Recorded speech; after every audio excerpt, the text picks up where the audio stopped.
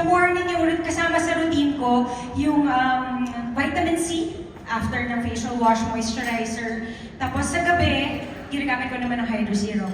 Hindi ko sila sinasabay-sabay. Tapos yung retinol, as needed ko siya ginagamit. Kasi diba, usually, lagi ako nasa outdoor. Nagmamotor, nag-hike, naglalakad, nag-jog sa labas. Nagmamotor pa sa labas. Oo, true. Sa Marilaki. So, lagi ako exposed sa sun. Kaya, madalas akong merong mga sunspots. And then, yung retinol, ginagamit ko siya sa mga spots. So, nung wala? Sa mga discoloration, ganyan. Age spots, bilang hindi naman ako bata. Lumalabas na talaga yung mga fine lines, yung mga pekas, ganyan. Hindi halata. Na-starstruck si Jojo. Oo, di ba? Sobrang Tinitig ako sa kanya. Sobrang siya na-starstruck talaga. Para siya, nung nagsisimula siya as DJ. Ganyan. But anyway, Jeneline, another question is, yun nga nasabi mo kanina, nagmomotor ka rin eh. And there are times, diba, syempre, babad kayo sa araw. At may mga skincare na hindi pwede sa araw. Yes. How was using our tremendous trio during the time na nagmomotor ka? Meron bang any pain at all? Or Wala. wala at all? Napaka-gentle niya. Safe siya sa skin. O nga, bilang ako nga sinasabi ko, ang dami kong sakit sa balat. May rosacea, psoriasis. So sabi ko parang, perfect ito. Meron ka May yan? psoriasis ka, Jess? Opo. Really? Wow, hindi So, ko safe alam. siya. Ang kinis naman niya. Siyempre may mga ano na tayo, bilang nagtatrabaho na yun. So May mga creams na. Tsaka siya nakakatawa siya na yung, may psoriasis ka, wow! Hindi, no, kasi hindi halata.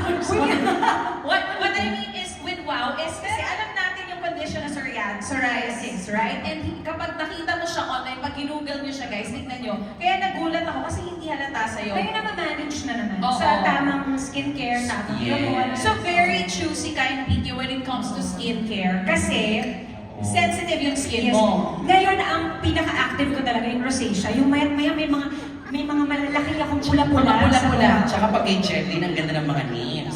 Rosacea, psoriasis. Sa atin, ano? Galis. Galis natin. Sabi ko na eh. Pekas. Peklat. Tenga, pero tignan mo kung beauty dark baby ka. Yes. Merong something in common. May glow. Lahat. Actually, may kahit yung mga friends from the Skin, friends. iba talaga. Tingnan yung makeup namin ni Jen. Super Kahit si glowing Raver, skin. maarte yung anak ko na yan.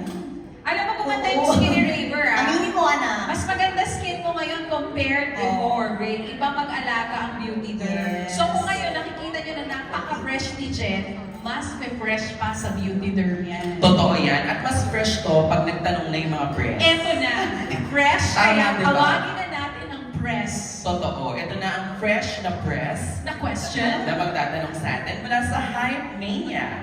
Please welcome Nas Tavares, the beauty derm user din talaga. Nas! Hi! Ayan. O, di ba ito kanina na-interview mo yan siya? Favorite niya ang vitamin C serum. Ayan. Alright, mic off. Thank you. Lahat tayo glowing. Hello. Glow in the dark. Hi, Jen. So, Hi. hello. So, for gaano na yung mga effects sa yung crystal products? Sa ngayon, months ko na siya ginagamit. Mas glowing yung skin ko, mas bright. Kasi hindi naman ako palaging, di ba, pag gising natin, may mga gising tayo na hindi maganda yung, ay, ano ba to, ang dry, or, di ba, hindi palaging maganda. Akala nyo lang kasi naka-makeup ako, di ba, so, yung mga artista, akala nila araw-araw gumigising maganda. Hindi totoo! Lalo na, di ba, pagka malapit May na bad days or malapit na yung period. Oo, True. minsan nag-iiba yung itsura namin eh, huwag kayong magugulat ha. Pero in fairness, wala akong breakouts, wala akong mga reaction sa skin. Very gentle, skin-friendly, pwede sa baby skin. Kay Miss Ray naman, kasi di ba parang medyo specific for artist yung mga products natin. So, bakit for the Cristo yung napili si Jen? Actually, buong face care products siya. Yes, he uses the other products also. Pero dahil nga, pinopromote natin itong bagong line natin. At saka parang mas bagay namin. I think Jen is 36.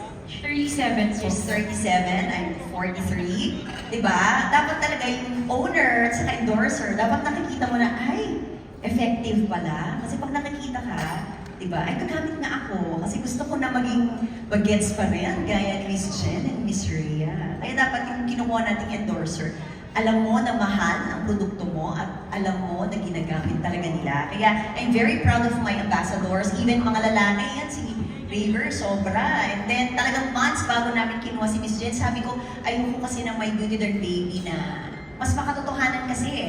Ang mga consumers ngayon, napakatalino na. Hindi na sila naniniwala, bayad yan kasi artista yan, maganda yan.